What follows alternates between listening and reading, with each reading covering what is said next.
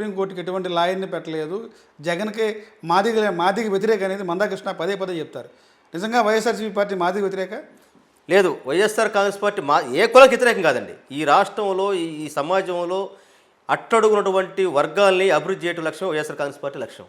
ఆ క్రమంలోనే అసలు సుప్రీంకోర్టు ఏదైతే సుప్రీంకోర్టు వర్గీకరణ విషయం ఉందో అసలు ఆంధ్రప్రదేశ్ సంబంధించి కాదు కదా. హర్యానాకు సంబంధించినటువంటి విషయం 2011లోనే హర్యానాకు సంబంధించినటువంటి పంజాబ్కి అది హర్యానా గవర్నమెంట్కి అదేవిధంగా పంజాబ్ గవర్నమెంట్కి ప్లస్ దేవేంద్ర సింగ్ మధ్య ఉన్నటువంటి అది సుప్రీంకోర్టుకి వెళ్ళింది. దానికి ఆంధ్రప్రదేశ్ సంబంధం ఏముంది? ఆంధ్రప్రదేశ్ గవర్నమెంట్ పెట్టాల్సిన అవసరం ఏంది? అంటే సుప్రీంకోర్టు రాష్ట్రాల పరిధిలో మీరు చేసుకోమని చెప్పి అన్నప్పుడు కనీసం వైఎస్ఆర్‌సీపీ పార్టీ ఎలాంటి స్టేట్మెంట్ ఇవ్వలేదు అనేది ప్రధానమైన ఆరోపణ. మందాకృష్ణ చేసే ప్రతి ప్రధాన ఆరోపణ ఇదే. జగన్ ఎస్సీ వర్గీకరణ మీద నోరు మెదపడు, మాదిగ వ్యతిరేకి అంటారు. నిజంగా మాదిగ వ్యతిరేక YCP party? YSR Congress party కానీ జగన్మోహన్ రెడ్డి గారి చంద్రబాబు నాయుడు లాగా మాలా మాదిగల్ని వాళ్ళ మధ్య ఉన్నటువంటి చిన్న వైరుధ్యాన్ని దాన్ని రాజకీయం చేసి గడుపుతూ అదేవిధంగా తన యొక్క పబ్బం గడుపుల టైపు జగన్మోహన్ రెడ్డి గారు కాదు. ఇది చేయాల్సింది ఎవరు? కేంద్రంలో. నువ్వు కేంద్రాన్ని ప్రశ్నించకుండా, నువ్వు కేంద్రాన్ని అడగకుండా, నువ్వు కేంద్రానికి పనిచేసి ఇక్కడ జగన్మోహన్ రెడ్డి గారిని కాలర పట్టుకోవటం ఏంటి? అదేవిధంగా మేము అడుగుతుంది కేంద్ర ప్రభుత్వం చేస్తుంటే వైఎస్ఆర్ కాంగ్రెస్ అడ్డుపడింది ఎక్కడన్నా ఒకటి.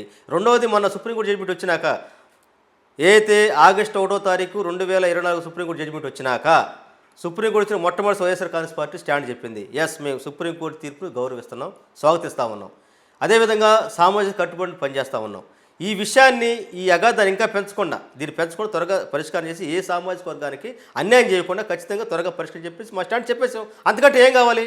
ఈరోజు కృష్ణమాదిగా కేవలం రాజకీయ స్వార్థం కోసం చంద్రబాబు నాయుడు యొక్క చేతిలో పనిముట్లాగా ఒక క్షుద్ర రాజకీయాలు చేసినటువంటి మనిషి నువ్వు ఏనాడైనా సరే నువ్వు చేసేదేమో పని చేసేదేమో చంద్రబాబు ఇంట్లో పనిచేస్తావు, చంద్రబాబు కోసం నువ్వు పనిచేస్తావు, కూలేమో జగన్మోహన్ రెడ్డి అడుగుతూ ఉంటావా?